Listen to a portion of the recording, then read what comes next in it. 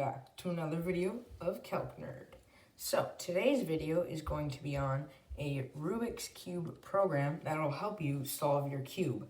It will not tell you exactly the moves to do, but what it will tell you to do is what algorithm to do at a certain point. So I'm going to show you that now. So I called it Rubik's. You can call it whatever you want. I have another video out, which is the scramble one. So if you click right there, you can go to that video too. And CubeNerd and I did a little video together, and where we showed him solving the cube using this program here and scrambling the cube using my scramble program. So if you click right there again, you can go check that out. So I'm going to now show you what this does. So the first step, what you have to do is, I have a cube right here actually. So what you have to do is get this layer here solved and the center thing together. So like, I'll turn that. So what you have to get is that and all this top and the centers aligned with the right color, if that makes sense. So now what you can do is use F2L.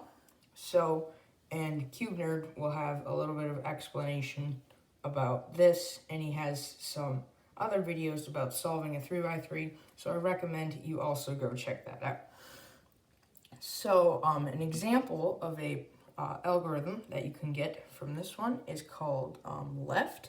So I have to type left in, and it is important to put the quotes because I'm using a string, and that took a little bit, sorry. I'm using a strings, and everything that is in a string has to be surrounded in quotes. So now it gives you what you're supposed to do.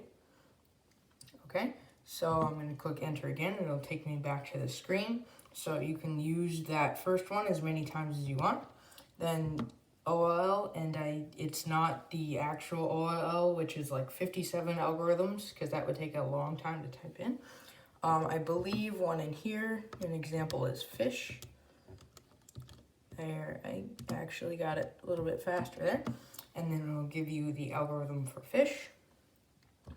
And then PLL, I think one of these is same, S-A-M-E. There we go. Yep, one of them is same, and I think that's the last two layers part. Yeah, I don't know a ton about cubing, so yeah, I recommend you go check out CubeNerd's channel. And that will actually finish the cube for you if you do everything right. So I'm going to click on, and I'm going to quit that. And then I'm going to go back in and show you how you can program this for your, oh, that is not what I tried to do. How you can program this for yourself. So repeat until k is equal to 45. Get key store into k, pause, clear home, menu, quote, solve, quote, comma, quote, F2L, 1, so F2L is the first value, so anything labeled 2, I actually did OL, I did that first for some reason, I don't know why, so yeah, so F2L, OL, and PLL. Just remember, everything you want over here is in quotes, and then a comma in between the next set of quotes. Okay, prompt string 1. If string 1 is equal to quote fish, or string 1 is equal to quote soon, or string 1 is equal to quote cross, or string 1 is equal to quote sign. So those are the different names, and they all have the same algorithm. So that's why I did that, save some bytes. R U R prime, U R U2 R prime. So where you get the prime, you may ask, you will go to the catalog, and you go up to this little backtick thing. That's what it's actually called, I believe. I'm actually learning a little bit JavaScript, so yeah. String 1 is equal to quote bar, or string 1 is equal to quote dot. Display this right here. String 1 is equal to quote hook. Display this right here. End and label 1. Prompt string 1. If string 1 is equal to quote left, then display this right here, or you have to do a then because I do 2 lines of displaying stuff, because otherwise it would show up and it would confuse you. So just make sure you do a then, and remember, anytime you want to end an if-then loop, you have to have an end.